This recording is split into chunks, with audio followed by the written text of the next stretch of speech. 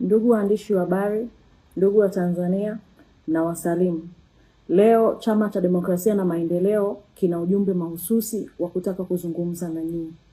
Chama cha Demokrasia na Maendeleo kimeona taarifa ya serikali ya CCM kupitia idara ya uhamiaji inayosambaa kwenye mitandao ya kijamii inayosema kuwa makamu mwenyekiti wa chama Mheshimiwa John Wegesa Heche amevunja sheria ya uhamiaji ya sura ya 54 kwa kuingia nchini Kenya bila kufuata taratibu na kanuni za uhamiaji. Chama kimechukua taarifa hiyo kwa uzito mkubwa. Chama kimeona kuna upotoshaji wa hali ya juu kabisa, ambayo tunasikitika kuwa Mheshimiwa Heche bado yuko nchini, lakini idara ya uhamiaji inapotosha umma. Ikumbukwe jana chama tulitoa taarifa na tukaeleza kuwa Mheshimiwa Heche amefuata taratibu zote za kutaka kuingia nchini Kenya. Ameenda boda mpaka wa Sirali, one stop border, na kufuata taratibu za kutaka kuingia nchini Kenya, lakini pasipoti yake ikachukuliwa na akawekwa kizuizini bila kuelezwa sababu yoyote ile. Badala ya kueleza umma sababu ya kumzuia makamu mwenyekiti asiende nchini Kenya kukiwakilisha chama kwenye mazishi ya aliyekuwa waziri mkuu wa taifa hilo Raila Amolo Odinga, idara ya uhamiaji inatoa taarifa ya upotoshaji kwa umma kuwa makamu mwenyekiti amekwenda Kenya bila kufuata utaratibu. Tunapenda kutaarifu umma kuwa Mheshimiwa Heche bado yupo nchini, hajavuka mpaka wa Tanzania kuingia nchini Kenya. Baada ya kuzuiwa na maofisa wa uhamiaji pale one stop border Sirali mkoani Mara, taarifa hiyo ya uhamiaji haijatolewa kwa bahati mbaya, kwani tulikuwa na taarifa kuwa serikali ya CCM kwa kipindi kirefu kilikuwa kinamuinda Mheshimiwa Heche ili kimweke kizuizini mpaka baada ya tarehe 29 Oktoba. Baada ya kukosa sababu ya kumweka kizuizini, sasa inapika taarifa wakiwa na lengo ovu wa kutaka kumweka Heche lakini pia viongozi wengine wa chama ndani, na wametumia kigezo kuwa amevunja sheria ya uhamiaji ili wapate uhalali ya kumkamata na kumweka mahabusu.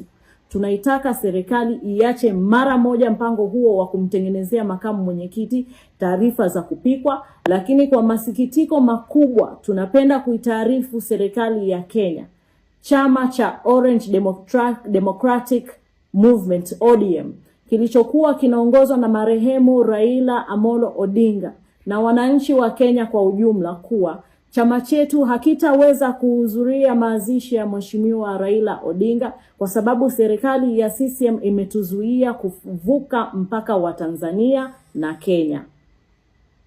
Tunafahamu serikali ya CCM kwa makusudi kabisa bila kueleza sababu imetoa maelekezo kwa idara ya uhamiaji kuzuia viongozi wa Chadema kutoka nchini.